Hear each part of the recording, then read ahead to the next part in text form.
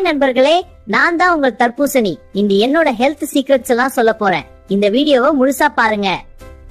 நம்ம இந்தியாவுல நான் அதிகமா கிடைக்கிற இடங்கள் தமிழ்நாடு, ஆந்திரா, கர்நாடகா, மகாராஷ்டிரா. அங்கெல்லாம் நான் சனி ஃபீல்ட்ல ஹாப்பியா வளர்றேன். சம்மர்ல பாடி ஹீட் அதிகமா இருக்கும் இல்லையா, இதெல்லாம் 90% தண்ணி இருக்கு. அதனால டீஹைட்ரேஷன் வராம பாத்துக்கோ.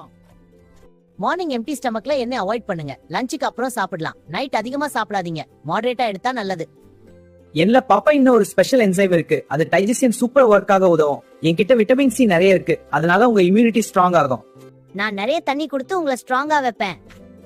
ஒர்க் அவுட் பண்ணிட்டு டயர்டா இருந்தா கூட நான் ஹெல்ப் பண்ணுவேன். எல்லாரும் என்ன சிகப்பு நிறத்துல தான் பார்த்திருப்பீங்க.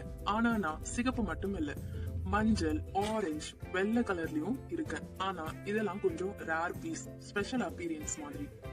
அதனால நான் சிம்பிள் ஃப்ரூட் இல்ல, பல கலர்ல ஸ்டைலிஷா இருக்கு கூல் பேபி. ஸ்கின் டல்லா இருக்கா? அப்படின்னா தர்பூசணி ஜூஸ் ட்ரை பண்ணுங்க. இது ஸ்கின் க்ளோ தரும், ஃபேஸ் ஃப்ரெஷ் ஆகும்.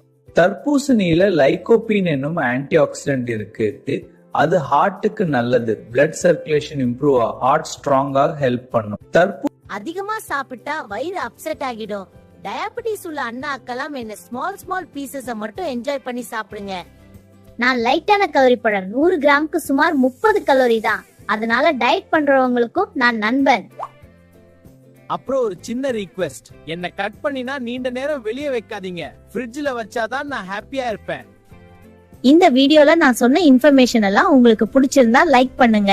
மறக்காம சிவா மீனா சேனலை சப்ஸ்கிரைப் பண்ணிடுங்க.